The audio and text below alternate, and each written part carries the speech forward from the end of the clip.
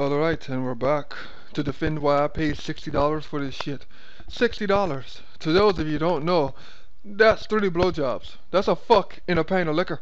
So you're damn correct. We're gonna defend that I paid that for this game. And since nothing can kill us, because we're never dead, let's just assume that the developers are trying to torture us forever by making shitty games. Because even if you can't die, you can damn sure get annoyed by game companies that take shits all over the controller. With that being said, let's talk about Neverdead, a game by Rebellion and published by Konami.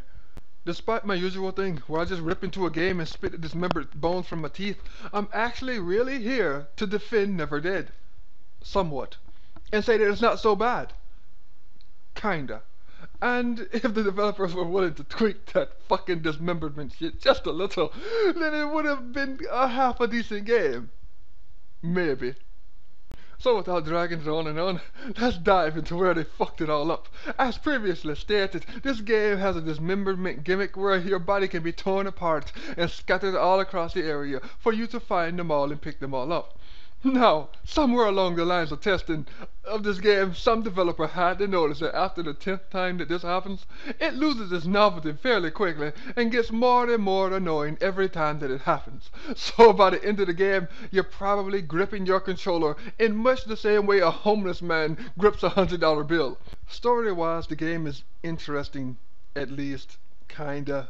Maybe, I don't fucking know. You stroll around the town with your eye candy and try to take out the game's selection of demons, but in the same fashion as every other eye candy, if she dies and you guy progress through the game a little bit more and appears barely legal eye candy is going to show up.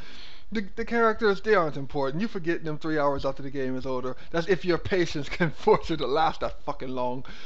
For some reason, I wanted to play as olden time Bryce with his wife. It seemed like it would have been a much more enjoyable story and it could have set up this game as maybe a sequel or a third installment. The combat of the game isn't any reason to stand up and applaud, but you won't curse them for it either. When you point at something and click enough buttons, it will surely die in an according fashion. The sword that he is given is extremely overpowered compared to the guns, but it's a big ass fucking sword. How could it not be overpowered compared to little pea shooters? One cool thing about the game is the destructible scenery. Although I wonder how I can bring down the second floor of a building with just a few shotgun blasts. But fuck it, it's all in the name of good fun. Alright, I gotta finish this off before I give a negative impression of the game. The game doesn't suck. It doesn't. It just could have been better. That's my only problem. When you play the game, you're gonna see that there are a lot of petty annoyances in the game that you don't have to do. You could have made it a little bit straighter, a little bit less aggravated, and you would have had a very solid title on your hand. At best, this is just a rental. It's not worth $60. It's maybe worth 30, 35. So people have been asking me to give a score on my review, so me being the troll that I am, and my subscribers are going to know the difference very soon, I give this game the score of a 2. That's right, my first ever score in a game, and I give it a 2.